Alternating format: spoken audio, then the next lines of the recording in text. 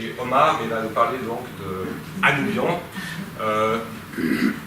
Hanubian, dont il a publié les fragments et les témoignages aux Belles Lettres, l'édition des Belles Lettres, la collection des universités de France. Ceux qui la connaissent, c'est un peu dans le domaine francophone, la collection de référence pour tout ce qui est texte grec et latin. Donc il a publié en 2015 une édition bilingue des fragments et témoignages relatifs à Hanubian. Alors comme le disait M.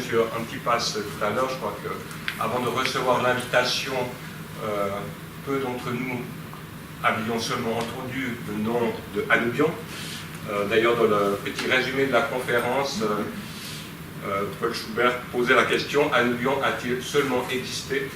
Donc, je vais lui laisser la parole pour répondre à cette question et puis pour traiter plus largement de questions relatives à l'astrologie dans le monde antique.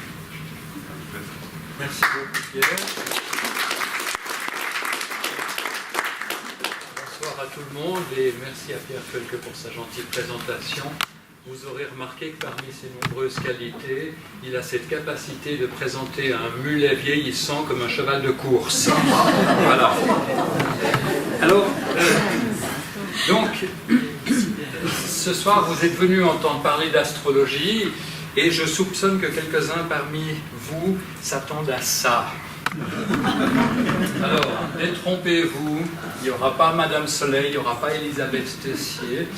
On va parler de choses beaucoup plus sérieuses, un tout petit peu plus techniques, mais j'espère quand même que à la fin de cet exposé, vous aurez retiré quelque chose de ce qui va être en fait une enquête policière.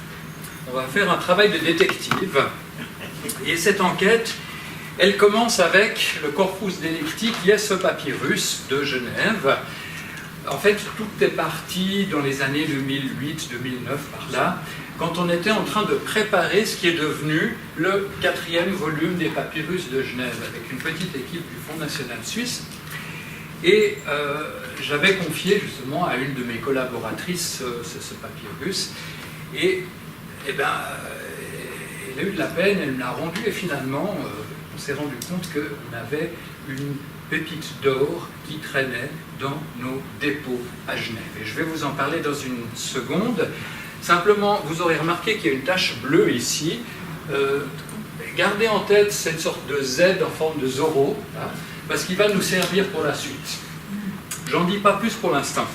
Il faut qu'on se pose d'abord la question d'où viennent ces papyrus que nous avons dans la collection genevoise.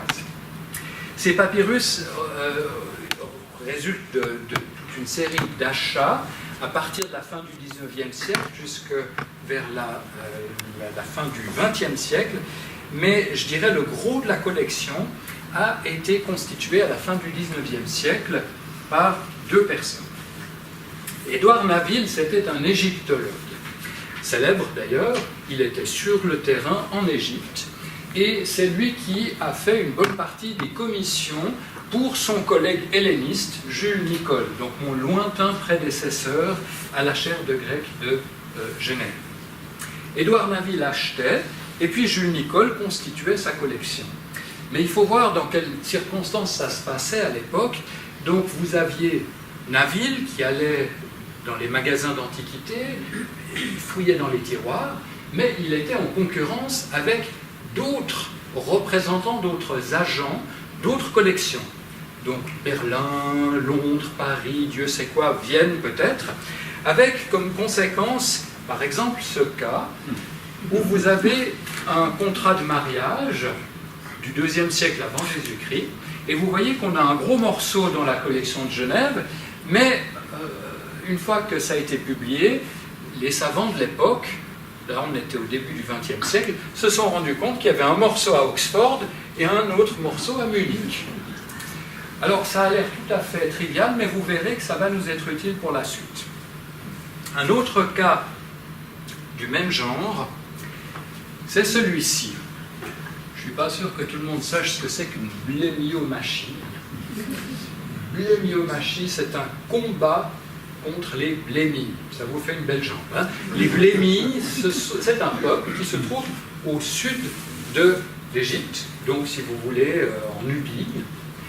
Et on a les restes d'un grand poème épique qui raconte le combat entre les Romains et les Blémies. Ce papyrus a été copié au 5e siècle après Jésus-Christ. Alors là, vous avez de nouveau un de ces cas où vous voyez un gros fragment berlinois, et puis, il y a quelques 20 ans de ça, on a travaillé sur ce petit fragment, c'était mon collègue Martin Steinrück qui a travaillé là-dessus, mais qui s'est rendu compte qu'en fait, ce fragment pouvait s'assembler avec le morceau de Berlin. Qu'est-ce qui s'est passé? Eh bien, simplement, Édouard Naville a acheté ce petit morceau, et puis les Berlinois, eux, ont acheté le reste. Voilà. Alors, donc, ces papyrus de Genève, ce sont des morceaux d'un gigantesque puzzle, et maintenant que vous avez compris comment tout ça est arrivé dans nos tiroirs, on va voir un petit peu plus comment on a pu travailler sur ce papyrus de Genève, et vous verrez les conséquences par rapport à ce personnage de Hanoubion. Alors, donc, si on reprend notre histoire, j'ai dû reprendre ce papyrus parce que donc, ma collaboratrice avait un peu de peine, elle me l'avait rendu, puis elle m'a dit, écoute, débrouille-toi avec ça, je veux plus en entendre parler, ça fait 2 mois que je suis dessus, je n'arrive pas à comprendre ce que c'est. Et vous voyez que, bon, il y a du grec, je ne vous demande pas de savoir le grec, mais ce grec, on arrive ensuite à en faire un grec un peu plus propre, et puis on se rend compte qu'en fait, c'est de la poésie grecque. Eideminen tropikois di sois pom pom pom pom. Vous entendez qu'il y a un rythme, c'est un hexamètre dactylique, c'est comme Homère. Et puis ares geistil bon, horonomuntes popomp. C'est la deuxième partie de ce qu'on appelle un distique élégiaque. Donc on a de la poésie, et puis on voit la présence de Arès, c'est-à-dire le dieu Mars, Stilbon, le brillant, c'est Mercure, et ce terme, ici, Horonomuntes, se trouvait à l'ascendant, c'est un terme technique d'astrologie. Alors, quand vous tombez sur un poème avec de l'astrologie, c'est relativement rare, et tout de suite, je me suis dit, là, on a quelque chose de spécial. Qu'est-ce qu'on fait à partir de là? Eh bien, on essaie de se renseigner. Donc, on va devoir commencer, avant de continuer sur le papyrus, on va devoir commencer par, je vais devoir vous donner un petit cours d'astrologie antique. Sinon, vous n'allez rien comprendre. Alors, vous vous accrochez bien, ça va être très très compliqué, mais vous y arriverez. Première chose, donc, on a des dieux romains ou grecs, Saturne, Chronos, qui ont aussi un surnom en grec. Alors, Phainon, c'est celui qui apparaît, Phaeton, c'est l'éclatant, Puroeis, c'est l'enflammé, Cypris, Aphrodite, c'est Vénus, quoi, Stilbon, le brillant. Donc, ils ont des noms particuliers quand on parle d'astrologie. Pourquoi ils sont 5? Parce que ça correspond aux 5 planètes que les anciens pouvaient voir à l'œil nu. 5 planètes qui tournaient dans le ciel. Vous ajoutez le Soleil et la Lune, ce qu'on appelait les luminaires, et vous en avez 7. Et toutes ces entités se baladaient dans le ciel, avec donc les symboles usuels pour ces divinités qui sont donc des planètes. Alors déjà une chose, il faut bien comprendre que l'astrologie antique, le principe c'est très simple, l'idée c'est que vous avez des dieux qui sont en train de veiller sur la Terre, et tout ce qui se trouve en dessous de l'orbite de la Lune est influencé par les planètes et le Soleil et la Lune qui tournent autour. D'accord? Donc le monde des hommes, c'est le monde sublunaire. Ok? Maintenant, qu'est-ce qui se passe? Eh bien, on voit défiler ces planètes, plus le Soleil et la Lune, autour de ce qu'on appelle le cercle du zodiaque. Donc, comme une sorte de bandeau qui tourne pendant la nuit. Et puis, en une année, ça fait un tour sur soi-même. D'accord? Alors, vous allez me dire, oui, mais c'est bien gentil, mais on a fait quelques progrès en astronomie. Ça ne joue pas, M. Schubert, votre histoire. Parce que c'est la Terre, elle n'est pas au centre de tout ce système. Vous avez raison, Mais en fait, c'est pas grave.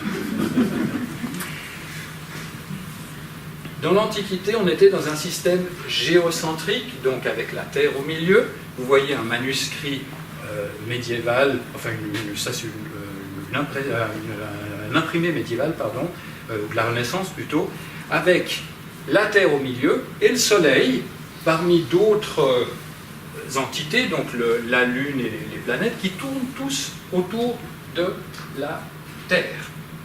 Vous voyez cette fois-ci dans cet autre imprimé, vous avez le Soleil au milieu, la Terre, et puis les autres planètes et luminaires qui tournent autour. Bon, vous me direz, ça fait une grosse différence. En fait, du point de vue de l'astrologie antique, ça n'en fait aucune, parce que tout marche bien dans un système géocentrique, à une petite exception. Si on a le temps, on reviendra là-dessus à la fin, mais sinon, tout le reste marche très bien avec un système géocentrique. Jusque-là, ça va? Bon. Alors, qu'est-ce que ça donne concrètement? Ça donne ça. Les anciens imaginaient un système où donc ils observent ce qui se passe dans le ciel pendant la nuit. Et vous avez en fait 4 points cardinaux en quelque sorte. Vous avez l'ascendant, l'endroit où se lève un astre, ce qu'on appelle aussi l'horoscope. Vous avez le milieu du ciel, vous avez le couchant et vous avez l'hypogée. Et donc, les astrologues antiques vont vous expliquer que voilà, si telle planète se trouve à tel endroit par rapport à ces 4 points, et aussi par rapport au zodiaque qui tourne, il va se passer ceci, cela dans la vie des hommes. Vous me direz, mais ça, c'est une invention des modernes. Eh bien, que nenni, vous allez voir pourquoi. Voilà un papyrus d'Oxyrhynque qui date donc du 1er siècle après Jésus-Christ. Et vous voyez qu'il y a un petit diagramme qui vous est reproduit ici. Et c'est exactement comme ça qu'on se représentait la chose dans l'Antiquité, avec le système, avec les 4 points cardinaux. On voit ici le mot horoscope qui est indiqué. En haut, c'est le Mesuranema, le milieu du ciel, etc. L'hypogée est là. Et vous avez les différents signes du zodiaque qui sont disposés autour. Et puis les planètes. Chronos, c'est Saturne. Hermès, c'est Mercure, etc. Donc, vous voyez, vraiment, les anciens voyaient ça comme un système avec un disque, comme vos disques de stationnement, vous savez, pour les disques bleus, ça tourne. Okay. Un autre exemple, où là on a un papyrus avec un dessin, et on voit le cercle du zodiaque, avec donc tous les signes du zodiaque disposés autour, c'est un complet, et puis là, la présence de Arès, c'est-à-dire Mars, Zeus, Jupiter, Hermès, Mercure. 3 planètes en conjonction au niveau du Verseau. Et évidemment, cette conjonction des planètes va produire un effet sur les hommes. C'est bon, vous avez compris? Bon, on a passé le plus gros obstacle. Alors maintenant, on va essayer de voir ce qu'on peut faire avec ce papyrus genevois et voir comment on peut éventuellement élargir le propos. Donc, on s'est retrouvé avec un papyrus, avec un morceau de poésie en distique élégiaque, avec de l'astrologie. Et c'est là où tout d'un coup je me suis souvenu que j'avais vu dans la publication des papyrus d'Oxyrhynque, une publication assez prestigieuse de papyrus qui se fait en Angleterre, j'avais vu passer, il n'y a pas longtemps, c'était en 99, j'avais vu passer des fragments précisément de distiques élégiaques astrologiques attribués à un poète qui s'appelait Annivian. Il y en avait 4 ou 5 de ces fragments qui avaient été publiés ensemble. Je vais regarder, puis ça ressemblait furieusement à ce que j'avais, c'était pas le même texte, mais ça ressemblait beaucoup à ce qu'on avait à Genève. Alors, vous savez, on a la ficelle, puis on tire sur la ficelle, puis on regarde ce qui vient. Alors, je suis allé un petit peu regarder plus près, puis je me suis rendu compte que l'éditeur de ces fragments, qui s'appelle Oppink, avait continué, c'est-à-dire qu'en 2006, il avait publié tous les témoignages et tous les fragments qu'il avait pu trouver d'un personnage qui s'appelle Anoubion de Diospolis. On laisse de côté Diospolis, mais il y avait cette petite édition Toebner. Et alors évidemment, je suis allé un petit peu regarder de plus près, en espérant que j'allais peut-être trouver mon texte de Genève, mais non, rien. Par contre, il y a autre chose qui est apparue, qui était assez utile, comme vous allez le voir. Quand vous avez un papyrus avec la poésie, généralement le texte n'est pas daté. La copie n'est pas datée. Donc qu'est-ce qu'on fait dans un cas comme ça? On va comparer les écritures avec d'autres papyrus publiés dont on a une idée de la date, et puis on essaye au pifomètre de voir à quoi ça correspond. Donc là, c'est ce que j'ai fait. Vous voyez un échantillon de notre papyrus de Genève, vous voyez une écriture qui ressemble beaucoup, si vous voyez par exemple ces alphas, là, il y en a un là en haut aussi, hein, vous voyez. Et ce texte, on ne pouvait pas le dater précisément, il y avait deux dates possibles, mais enfin on est au IIIe siècle après Jésus-Christ. Un autre texte dont on peut donner une date approximative, avec une écriture assez semblable aussi, IIIe siècle après Jésus-Christ. Et alors, pendant que je feuilletais l'édition de M. Obbink, je me suis rendu compte de quelque chose d'assez frappant. Il y avait dans son édition un fragment, son numéro 6, qui s'appelait le papyrus Schubart. Attention, Schubart, pas Schubert, rien à voir avec moi. Il se trouvait à Berlin, IIIe siècle après Jésus-Christ, et ce texte avait été, de manière à peu près certaine, attribué à Anoubion. Alors, vous vous souvenez de ce qu'on a dit au début, avec les morceaux qui filent un peu dans tous les sens. Je me suis dit, là, il y a peut-être quelque chose. Est-ce que peut-être notre papyrus de Genève ferait partie du même rouleau de papyrus que celui de Berlin? Alors comment est-ce qu'on fait pour vérifier ça? Alors là, j'ai commencé par utiliser une ruse. Vous allez comprendre. C'était un peu compliqué, mais ça a marché. Anoubion, tel qu'on le connaît, donc c'est un auteur grec qui écrit en distique élégiaque, à peu près l'époque de Néron. On y revient dans un instant, mais disons pour l'instant, considérons époque de Néron. Or, il se trouve que au IVe siècle après Jésus-Christ, vous avez un prosateur latin qui s'appelle Firmicus Maternus, qui écrit un traité d'astrologie complet. Et dans ce traité, il y a toute une section où, en fait, ce que Firmicus Maternus vous raconte, c'est quasiment la même chose que ce que vous trouvez dans des fragments d'Anoubion publiés par M. Obbink. C'est-à-dire que chaque fois que vous avez un fragment qu'on peut attribuer certainement à Anoubion, on trouve le correspondant en latin, c'est quasiment de la traduction chez Firmicus.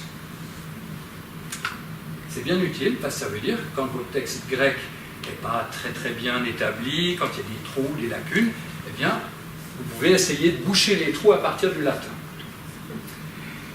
Alors je me suis dit, notre papyrus de Berlin, il a un parallèle chez Firmicus. Si on est dans le même rouleau, ça veut dire que je dois chercher chez Firmicus s'il y aurait quelque chose qui correspondrait à mon papyrus de Genève. Vous me suivez là? Bon. Alors j'ouvre Firmicus, je cherche. Le principe donc c'était de voir est-ce que le papyrus Schubart a un correspondant avec le papyrus de Genève. Et je reprends les deux vers qu'on avait vus tout à l'heure, hein, avec Mars et Mercure à l'ascendant, et bingo, voilà Firmicus Maternus. Si l'horoscope est dans des signes tropiques, je vous fais grâce de ce que c'est qu'un signe tropique, ou dans des signes doubles, et si Mars et Mercure sont unis en partageant le degré de l'horoscope, c'est-à-dire l'ascendant. Exactement ce qu'on cherchait. Alors, Qu'est-ce que ça veut dire en clair? Ça veut dire que quand vous regardez les références chez Philbocus, vous voyez que cette référence c'est un petit peu avant celle-là. Autrement dit, vous imaginez la correspondance par rapport au rouleau.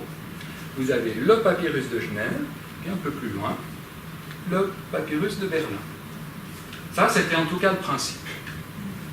Alors après, évidemment, quand vous vous êtes un petit peu remis de l'infarctus que vous venez d'attraper en faisant cette découverte, eh bien, vous prenez votre meilleur clavier, puis vous écrivez au collègue de Berlin en lui disant « Envoie-moi rapidement une image digitale de ton papyrus de Berlin, sinon je vais crever. » Résultat, je reçois l'image digitale et regardez le Z de Zorro. C'est la même main, clairement la même main. Donc ça a confirmé ce que je soupçonnais, c'est-à-dire que notre papyrus de Genève faisait partie du même rouleau que le papyrus de Berlin. D'ailleurs, vous voyez, je suis allé le regarder quelques années plus tard en chair et en os. Et puis, donc, ça voulait dire que l'attribution à Anoubion était désormais certaine, puisque le papyrus de Berlin était attribué sans l'ombre d'un doute à Anoubion. Par ricochet, celui de Genève était aussi attribué à Anoubion. Peu de temps après, un collègue français, un très gros poisson, vient à Genève pour donner une conférence à l'association Hénard, donc l'association cousine des amitiés gréco-suisses. Et puis, je lui mets le papyrus d'Anoubion sous le nez, comme ça. Et évidemment, ça n'a pas fait 5 minutes avant qu'il me dise « Vous allez présenter ça à l'Académie des inscriptions et belles-lettres ». Donc, si vous voulez, c'est comme l'Académie française, mais pour les vieux dinosaures qui s'occupent de grec et de latin. Et puis, il me dit, mais il faut que vous fassiez une édition de tout le matériel d'Anoubion, parce que l'édition de M. Orbink, elle est bien jolie, mais il n'y a pas de traduction, il n'y a pas de commentaire, il n'y a pas d'introduction, et en plus, il y avait eu un compte-rendu épouvantable qui avait complètement démoli cette édition. Alors il me dit, faites l'édition des belles-lettres. Alors, c'est ce que j'ai essayé de faire. Il m'a dit, vous ferez combien de temps? Je lui ai dit, au moins 5 ans. Il était horrifié. Il m'a dit, beaucoup plus vite. Finalement, on a pris 6 ans, ce qui était quand même pas mal. Et puis donc, on a constitué une petite équipe, une mini-équipe là pour ce travail, avec l'aide du Fonds national suisse. Et effectivement, en 2015, comme Pierre l'a dit, eh bien, l'ouvrage a pu paraître. Alors, il n'y avait évidemment pas que le fragment de Genève, mais il y avait tout le reste du matériel. Alors, à partir de là, je ne vous ai toujours pas dit qui est Anoubion. Il faut qu'on essaie de se poser la question de qui il est. Et pour ça, il faut qu'on commence par s'occuper d'un autre personnage. Un personnage que vous connaissez peut-être, c'est Simon le magicien. En fait, on le connaît assez bien. Vous avez ici un passage des Actes des Apôtres. Je crois que ça vaut la peine que je vous en fasse la lecture. Or, il se trouvait déjà dans la ville un homme du nom de Simon qui faisait profession de magie et tenait dans l'émerveillement la population de la Samarie. Il prétendait être quelqu'un d'important et tous s'attachaient à lui, du plus petit jusqu'au plus grand. Cet homme, disait-on, est la puissance de Dieu, celle qu'on appelle la grande. S'il s'attachait ainsi à lui, c'est qu'il les maintenait depuis longtemps dans l'émerveillement par ses sortilèges. Mais Simon, lorsqu'il vit que l'Esprit Saint était donné par l'imposition des mains des apôtres, leur proposa de l'argent. « Accordez-moi, dit-il, à moi aussi ce pouvoir, afin que ceux à qui j'imposerai les mains reçoivent l'Esprit Saint. » Mais Pierre lui répliqua, « Périsse ton argent, et toi avec, pour avoir cru que tu pouvais acheter avec de l'argent le don gratuit de Dieu. Il n'y a pour toi ni part ni héritage dans ce qui se passe ici, car ton cœur n'est pas droit devant Dieu. » Vous aurez peut-être reconnu un passage célèbre, fondateur d'un terme qu'on utilise encore en français quand on dit la simonie. La simonie, c'est ce principe selon lequel on pourrait acheter le Saint-Esprit avec de l'argent. C'est pas permis, apparemment. L'épisode est célèbre, et vous voyez ici, par exemple, dans cette peinture de la Renaissance, Saint-Pierre, évidemment, au milieu, avec cet horrible personnage en noir à sa gauche. Donc ça, c'est Simon, le magicien, qui tient sa bourse avec de l'argent. Il veut acheter l'Esprit Saint. Alors, qu'est-ce que ça a à voir avec Anubion?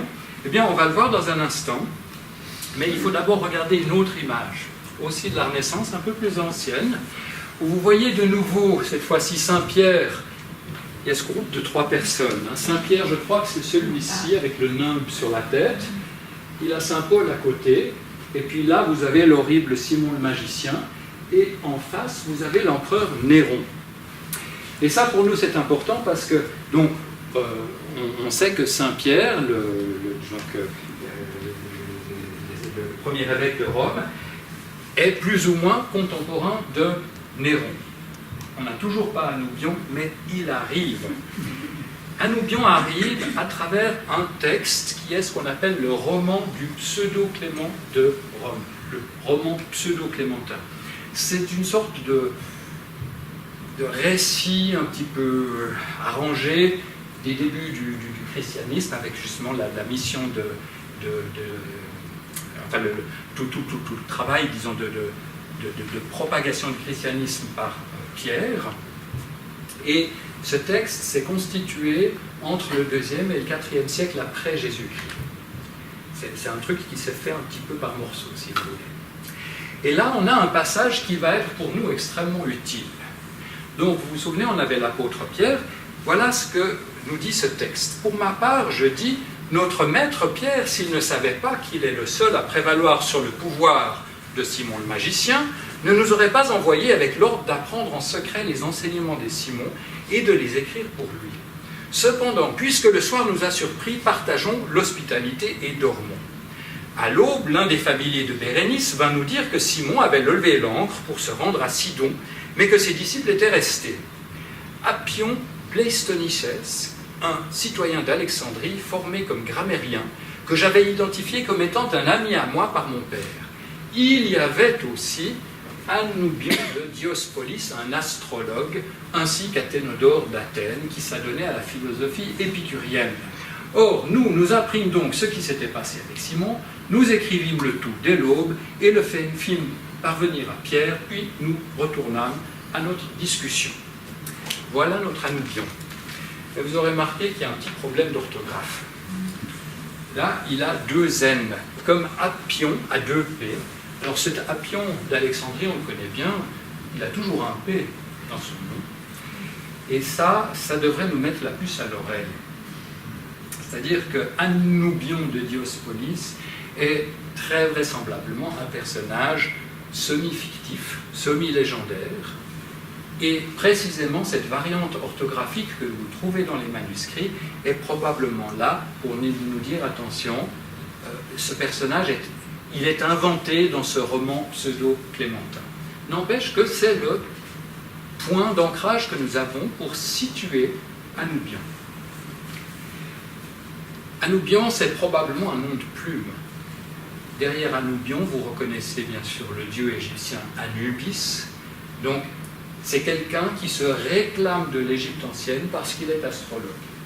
Okay ? Et donc, d'où vient-il? Il vient de Diospolis, on vous le dit ici. Diospolis, c'est Thèbes. Je ne sais pas si certains d'entre vous ont déjà visité l'Égypte. Si vous êtes allé à Luxor, vous avez vu Karnak. Karnak, c'est Diospolis.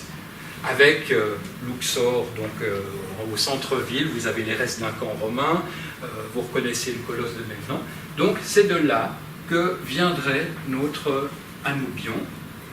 Si l'on en croit la tradition du roman pseudo-clémentin, il faut le situer au 1er siècle après Jésus-Christ, mais vous voyez que j'ai quand même une hésitation. Pourquoi?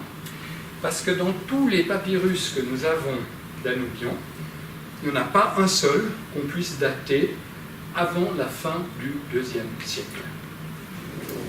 Si on avait un papyrus du 1er siècle, je serais tout à fait enclin à dire notre Anubion est probablement quelqu'un qui a vécu à l'époque de Néron et de Pierre, de Saint-Pierre.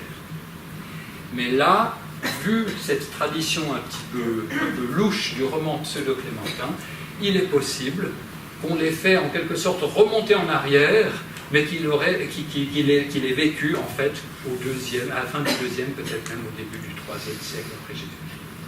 Pour l'instant, on n'a pas d'éléments pour en savoir plus. Mais on sait déjà quand même une ou deux choses sur ce personnage. Ça va jusque-là? Bon. Alors maintenant, quelque chose d'un peu compliqué. Pour comprendre comment tout ça s'agence. En fait, le corpus des astrologues de l'époque d'Anubion, ça marche comme ce gâteau à plusieurs étages. C'est-à-dire que tous ces auteurs, ces 4 auteurs que je vous mets ici, se sont apparemment servis d'une même source qui remonte à la période hellénistique, donc pré-chrétienne, une source qui est perdue. Mais tous ces gens donc, ont utilisé la même source, et c'est pour ça que, par exemple, entre Firmicus Maternus et Anubion, on trouve des correspondances, parce qu'ils utilisent le même texte de base. Or, il se trouve qu'on a aussi d'autres auteurs, notamment ce Dorothéos, qui est un poète, probablement légèrement antérieur à Anubion, un poète dont on n'a plus que quelques fragments, plus un résumé. Et ça, c'est très utile parce que, en fait, avec Dorothéos, vous avez un résumé de l'ensemble de ce manuel. Donc, même si on n'a pas tout Anubion, on n'a plus que des fragments, des bouts du poème et des témoignages indirects, on a la vue d'ensemble grâce à Dorothéos. Le problème, c'est Dorothéos, donc, qui venait de Sidon, en Phénicie, il a écrit en grec, mais on n'a plus le texte grec. Il a été traduit en persan, on n'a plus le texte persan. Le persan a été traduit en arabe, ça on l'a, donc vous devez lire la traduction anglaise, à moins que vous sachiez l'arabe. Donc avec ça on a la vue d'ensemble. Vettius Valens, c'est un prosateur du IIe siècle, sauf erreur, après Jésus-Christ, et lui de nouveau, il a un manuel relativement complet. Donc si vous voulez, on doit naviguer entre la vue d'ensemble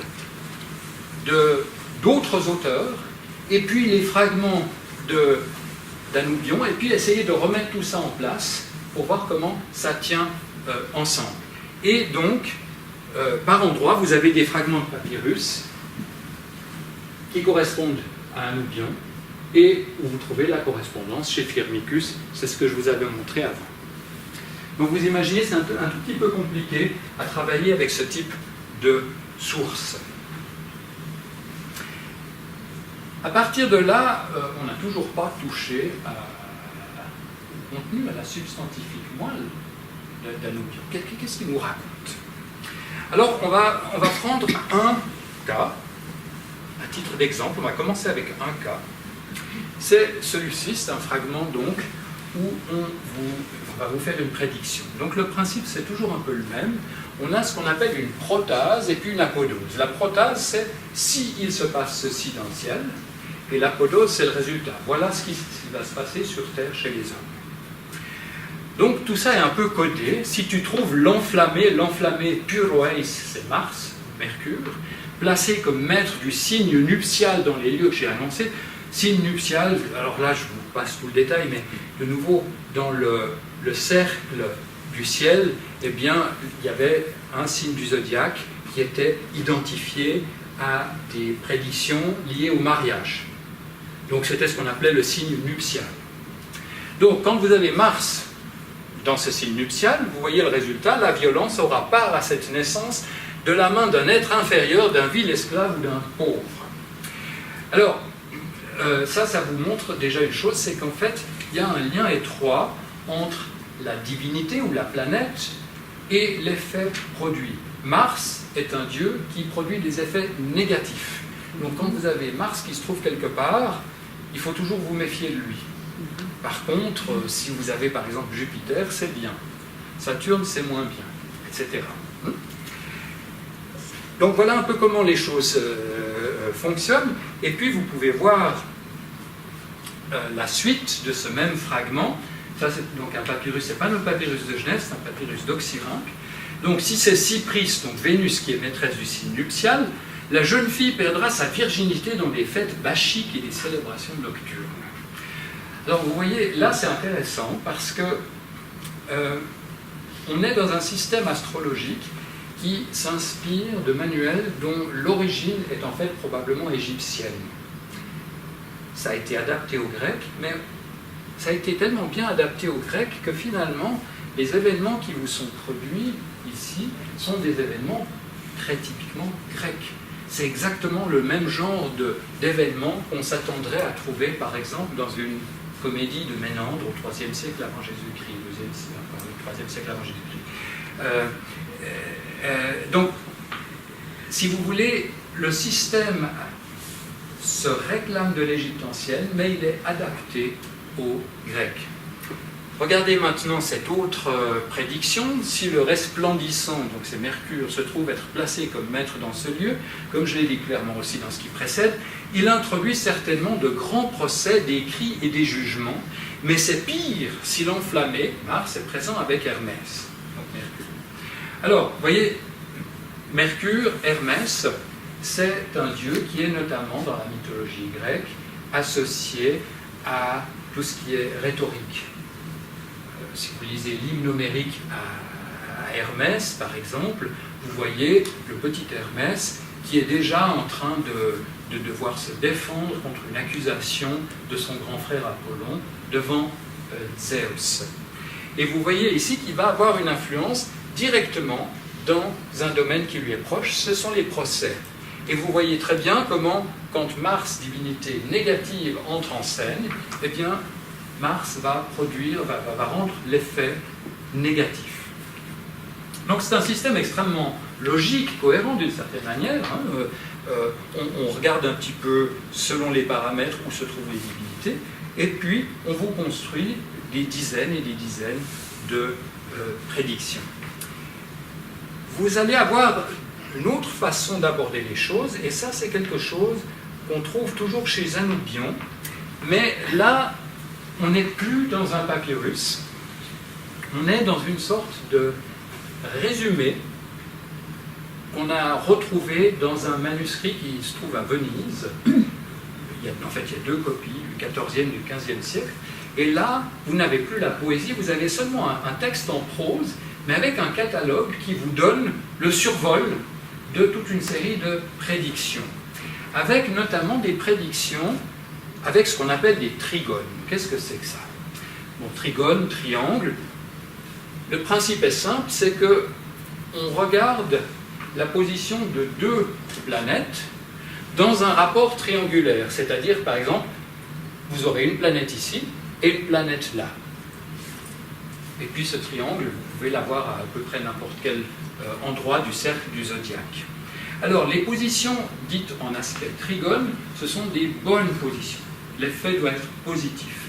Inversement, si à la place d'avoir un triangle inscrit dans le cercle du zodiaque, vous avez un carré, ce qu'on appelle une position en quadrat, ça c'est pas bon. Alors vous voyez le résultat ici, Saturne, qui d'ordinaire est plutôt assez négatif, Saturne placé en trigone avec Jupiter, produit une grande richesse. Là de nouveau, vous voyez Saturne, Jupiter, ce sont des dieux de pouvoir, d'argent, et ils produisent un résultat chez les hommes qui est lié à leur personnalité. Les natifs possèdent beaucoup d'or et d'argent, deviennent intendants de sanctuaires, percepteurs d'impôts, curateurs du bien d'autrui, ils héritent, on leur fait confiance, ils sont honorés par de grands hommes. Cette configuration est favorable en ce qui concerne les pères des natifs. Pourquoi est-ce que c'est favorable en ce qui concerne les pères? Est-ce que quelqu'un a deviné? Père de Jupiter. Voilà, Saturne est le père de Jupiter. Évidemment, si la configuration était en quadrat, on s'attendrait plutôt à une situation où le fils va tuer son père ou quelque chose comme ça, puisque c'est exactement ce que Jupiter ou Zeus, enfin Zeus ne tue pas son père, mais il détrône son père. D'accord? Donc, vous avez de nouveau ce lien très fort entre la divinité et l'effet escompté. Si on en vient à notre papyrus de Genève, il y a une prédiction qui était assez intéressante et frustrante à la fois, vous allez comprendre pourquoi. Il est question de Zeus, de Arès, Hermès et la Paphienne, donc Jupiter, Mars, Mercure, Vénus, qui sont tous ensemble à l'horoscope. Et vous voyez, là, il y a quelque chose d'assez surprenant, parce que pour avoir à un endroit les 4 planètes comme ça ensemble, c'est quelque chose d'extrêmement rare. Alors là, ça vaut la peine, justement, vu que c'était incomplet, ça valait la peine d'aller regarder ce qui se passait chez Firmicus. On retrouve plus ou moins la même chose, avec Jupiter, Mars, Mercure, Vénus, d'autres conditions supplémentaires. Firmicus a un peu brodé là-dessus. Mais regardez le résultat, cette géniture, donc cette naissance, si vous préférez, elle annonce d'un empereur tout-puissant. Donc, un événement exceptionnel qui ne peut se produire que quand vous avez toutes les planètes qui se mettent d'accord pour être ensemble à la Sainte Heure. D'accord ? Malheureusement, la prédiction dans le papyrus de Genève, on ne l'a pas. Le papyrus s'arrête à vous.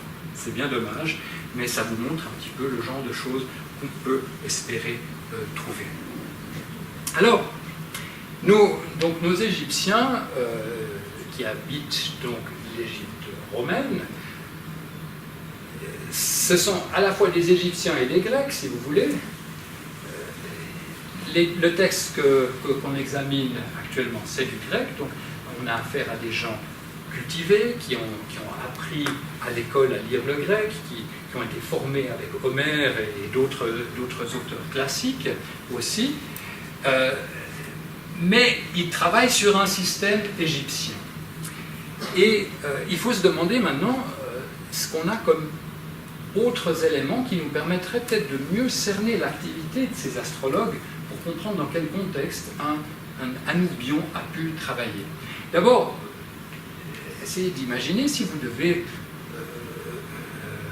faire une prédiction, il faut que vous puissiez aussi éventuellement prévoir comment les planètes se déplacent. Qu'en sera-t-il le mois prochain ou l'année prochaine? Alors, ce qu'il faut savoir, c'est que à cette même époque, vous avez déjà des tabelles de prédiction de la position des planètes. Donc, on savait calculer à l'avance la position des planètes à un moment donné. Ça, c'est le premier élément. Les astrologues avaient besoin aussi de connaissances astronomiques. Ça allait de pair, même si ce n'était pas des foudres de guerre en astronomie, ils arrivaient quand même à s'en sortir. Ce qu'il faut savoir par ailleurs, c'est que, bien entendu, on pouvait utiliser un poème comme celui d'Anoubion, mais ce n'était pas toujours très pratique. Vous avez vu qu'il y a d'autres auteurs comme Firmicus qui font des traités en prose. Et puis, dans la documentation papyrologique, on trouve, par exemple, un fragment de prédiction astrologique sur l'Égypte.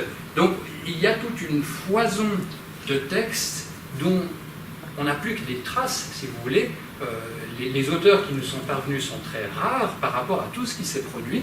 Là, ce qui est intéressant dans ce texte-là, c'est qu'on est donc dans un papyrus du IIe siècle après Jésus-Christ, en plein empire romain. Mais dans ce texte, on vous parle du roi d'Égypte. Pas le roi d'Égypte à l'époque des Romains. Qu'est-ce que ça veut dire? Que vraisemblablement ce texte remonte à un contenu au moins aussi ancien que l'époque des Ptolémées, et très vraisemblablement, derrière ce roi d'Égypte se cache en fait le pharaon. C'est probablement un texte qui a été écrit dans un premier temps en égyptien, et qui ensuite a été adapté à une sauce grecque, avec des prédictions de catastrophes sur l'Égypte. Il n'y aura pas d'inondation, ça sera la sécheresse, etc. Des horreurs sans fin. Maintenant, essayez d'imaginer, voilà, je ne sais pas, vous êtes jeune parent, puis votre enfant naît, vous voudriez utiliser le manuel d'Anoubion ou un autre manuel astrologique à l'époque, vous avez besoin de quelque chose qui est d'établir justement l'horoscope du nouveau-né. C'est cet horoscope qui va déterminer la suite de son existence. Alors des horoscopes, on en a des dizaines, ça se présente sous la forme de petits billets comme ça. Et là, c'est marqué naissance de Ptolémée, donc c'est pas le roi Ptolémée, c'est un enfant qui s'appelait Ptolémaios simplement. On est dans la 20e année de Sévère et Antonin, c'est-à-dire, en fait, là, c'est l'empereur Septime Sévère et l'empereur Caracalla qui règnent conjointement. C'est en fait une titulature un peu impossible, là. Je n'entre pas dans les détails, mais cette titulature nous permet quand même d'arriver à une date certaine, qui est 212 après Jésus-Christ. On vous donne le jour précis, on est le 22 du mois de Pahon, donc dans un calendrier égyptien, grosso modo le mois de mai. Et puis on vous dit, c'est la 3e heure du jour. Donc vous voyez, quelque chose de très précis. Et on vous indique après, à l'ascendant se trouve Jupiter dans le Cancer. Le Soleil et Mercure dans le Taureau. Vénus dans le Bélier. Mars et Saturne dans le Lion, la Lune dans le Sagittaire. Voilà. Le petit Ptolémaios est pourvu de son horoscope. Et avec ça, on va pouvoir aller trouver l'astrologue qui va sortir son manuel et vous faire une prédiction sur ce qui va lui arriver dans son existence.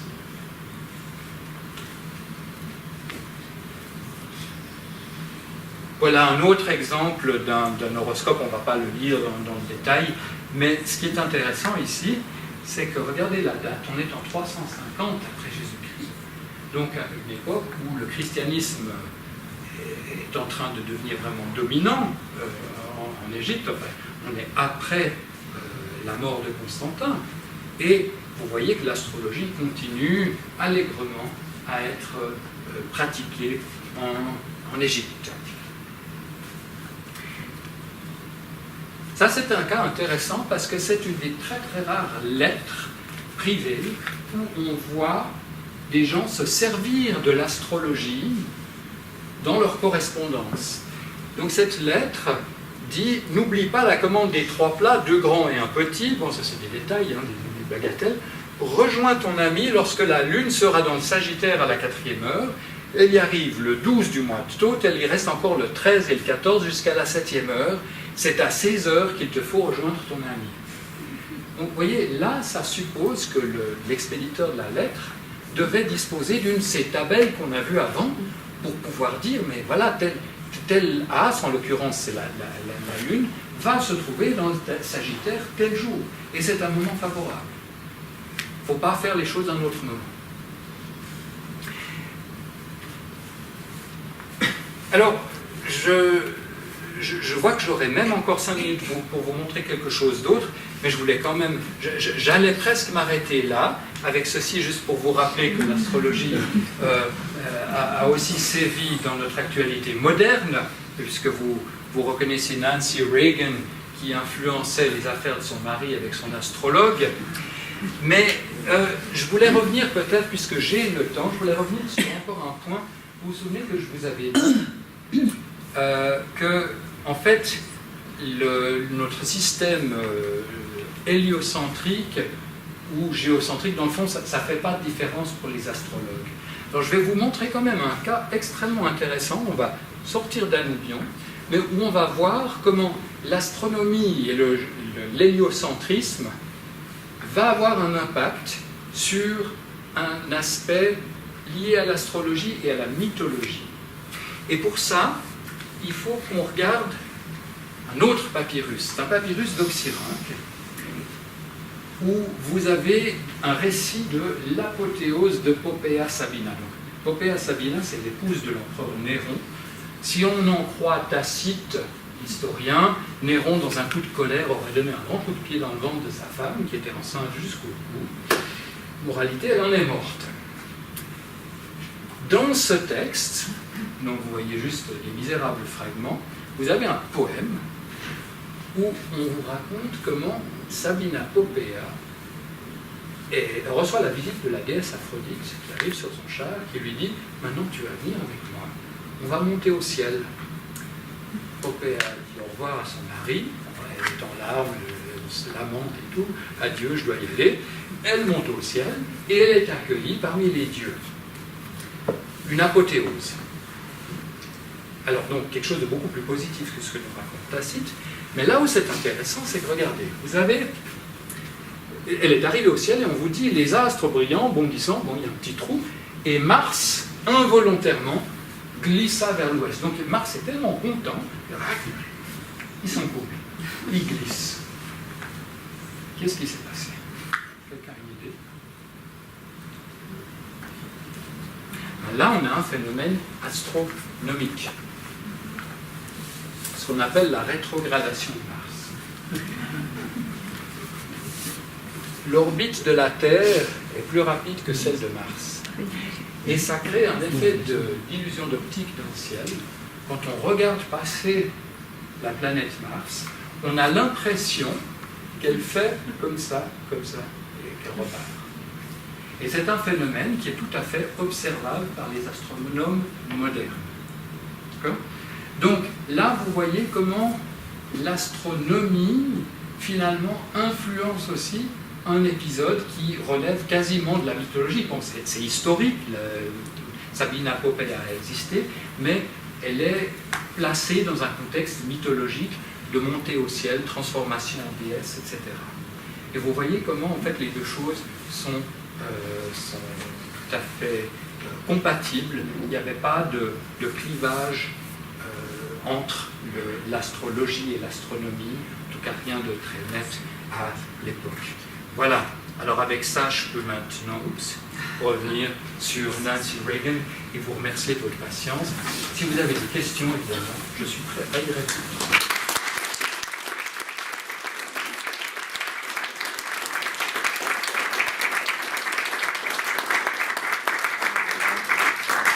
Merci beaucoup, c'est vraiment très intéressant. C'est tout un pan qu'on ne connaît pas bien. On parle beaucoup des oracles, de Delphes, toutes ces questions qui se posaient de manière très différente par des Pythie et autres, mais on ne connaît pratiquement pas ces sujets-là que nous découvrons ce soir. Peut-être qu'il y a des questions à vous poser. Ne demandez pas votre horoscope quand même. Alors, que contient les textes attribués à Anubion? Qu'est-ce qu'ils contiennent, ces textes? Ben, ils contiennent en fait toute une série de prédictions, comme ce que je vous ai montré, donc chaque fois avec la protase et la podose. Donc ce sont généralement des positions de planètes dans le ciel en fonction des 4 points dont je vous ai parlé avant.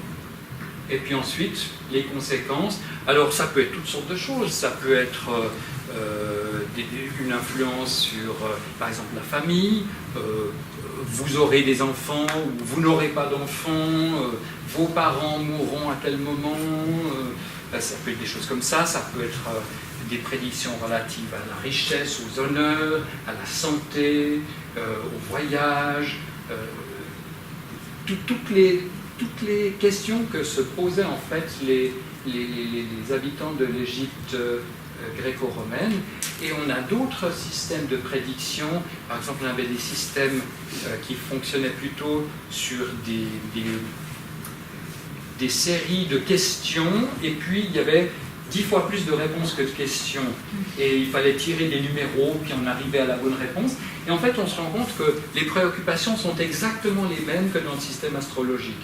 Donc, si vous voulez, le système astrologique n'est qu'une sorte de manière pseudo-scientifique de faire de la divination, comme si vous alliez consulter justement l'oracle de Delphes, par exemple. Simplement, là, c'est du pseudo-scientifique. Oui. Que sait-on des superstitions des gens de pouvoir? Là, vous nous présentez M. Reagan. Ouais. Mais Et on a parlé de Néron. Oui. Eh bien, alors justement, la famille impériale, c'était très ambigu. Parce que d'un côté, ce sont des gens qui s'entouraient d'astrologues, ils les faisaient venir d'Égypte, donc c'était chic d'avoir des astrologues, on les honorait beaucoup, mais on s'en méfiait aussi beaucoup. On s'en méfiait parce que le risque, c'était qu'ils prédisent la mort de l'empereur, et que ça donne des idées pour des usurpateurs. Et c'est ce qui fait que déjà Auguste avait promulgué en 11 après Jésus-Christ, cette erreur, ce qu'on appelle la Lex de Majestate. Il avait renforcé la Lex de Majestate, qui interdisait à quiconque de prédire la mort de l'empereur, parce qu'il y avait évidemment un danger. Donc si vous voulez, la famille impériale à la fois utilisait les astrologues et s'en méfiait. Et je ne veux pas être sexiste, mais d'après nos sources historiques, les dames de la famille impériale étaient particulièrement sensibles à ce type de discours astrologique. Donc les superstitions étaient bien là, et on les retrouve par écho chez Suétone. Oui, même dans le monde moderne. Oui, bien sûr. Oui. Oui, Mitterrand était aussi connu pour ça. C'était un client de Madame Tessier. Oui. Et dans l'élégie de Catulle, non, pas ça, je vais vous dire Horace, le Carpe Diem. Ouais. Il y a les chiffres babyloniens qui sont évoqués. Qu'est-ce que c'est ça? Alors, l'astrologie antique, dans l'esprit des Grecs et des Romains, a deux sources. Il y a les Égyptiens, mais c'est juste une petite partie. La grosse partie, c'est ce qu'on appelle les Chaldéens, c'est-à-dire les Babyloniens. Et pour les anciens, l'astrologie venait en bonne partie de la Mésopotamie. Ils n'avaient d'ailleurs pas tout à fait tort, parce qu'on a des sources cunéiformes qui montrent qu'effectivement, on pratiquait l'astrologie à Babylone. Et d'ailleurs, on connaît bien le coup des rois mages. Les rois mages, c'est pas des rois, c'est des astrologues. C'est des astrologues qui débarquent parce qu'ils ont vu une étoile, qui leur disait « Ah, il se passe quelque chose ». Voilà. C'est ça. Je ne sais pas si ça répond à la question. Est-ce que vous avez d'autres questions? Oui, encore une. Juste quelque chose que je n'ai pas bien compris, ça a été très vite. Sur cette double consonne N. Ouais. Alors, je n'ai pas saisi. Il est fictif, il ou pas, il a existé, c'est un nom d'emprunt pour faire comme le dieu égyptien, puis on a d'autres exemples. Alors ça, j'ai pas saisi. Alors, ce qu'il y a, c'est qu'on a très peu de sources qui nomment Anoubion. On a un fragment chez un astrologue du 5e siècle qui est accroché au nom d'Anoubion. On nous dit ça, c'est Anoubion, puis on a une dizaine de vers, une douzaine de vers. Okay. Sinon, rien. On n'a jamais de lien explicite entre des fragments du poème et le nom de l'auteur.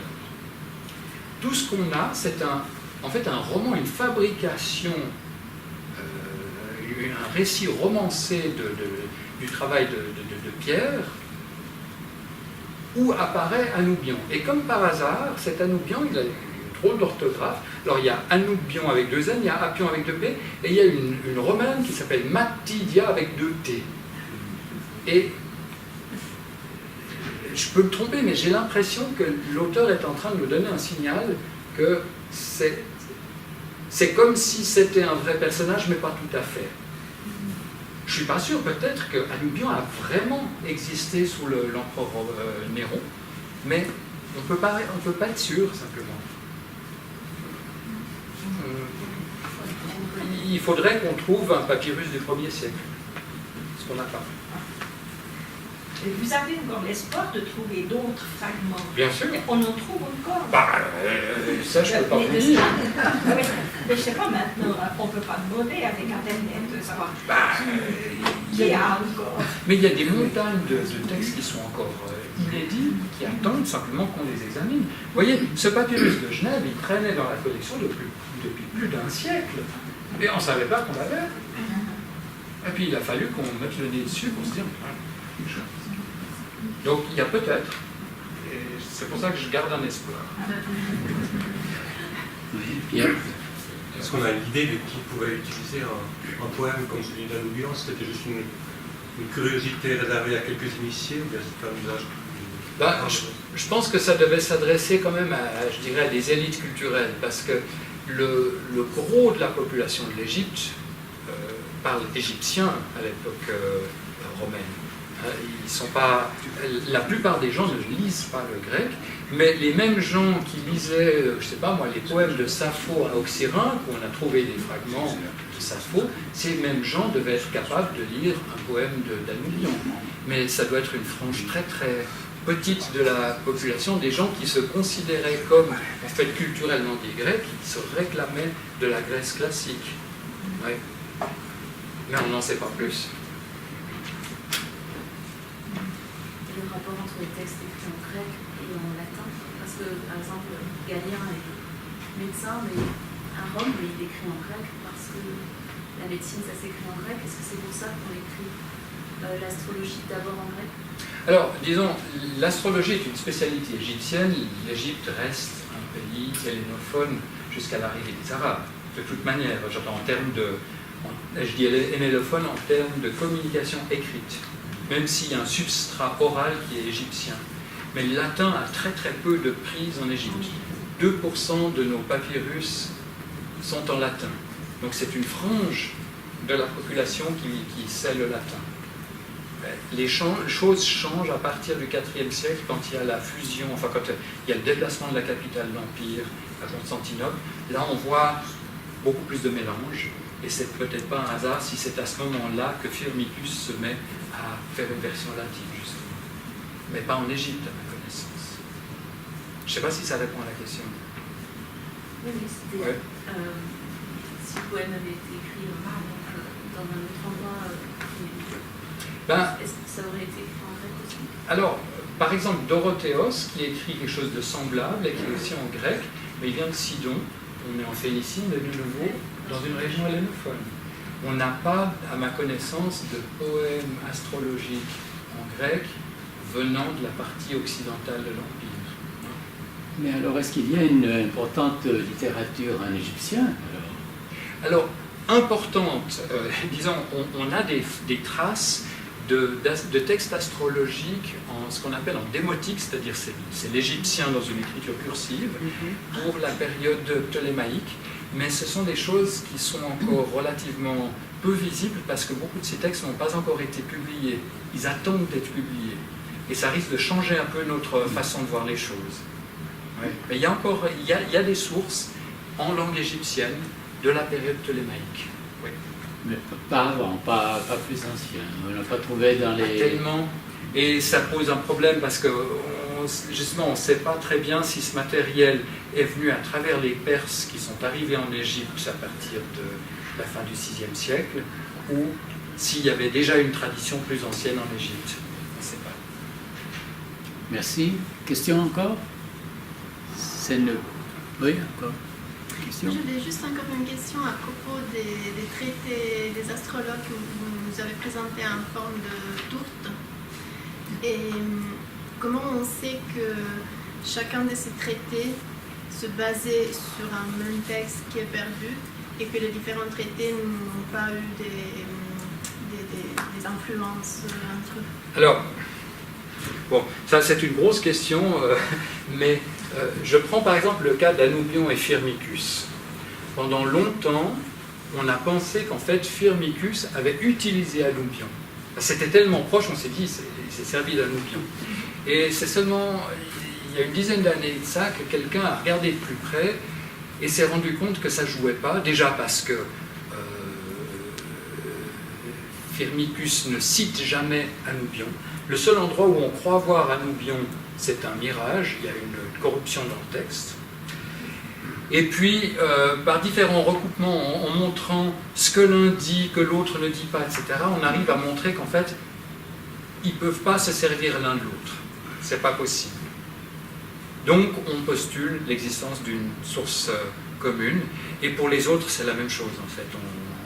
On fait des recoupements, on regarde ce qu'ils disent pas, et est-ce que c'est possible à partir de là que l'un ait utilisé l'autre. C'est tout. Merci beaucoup. Je vous en prie.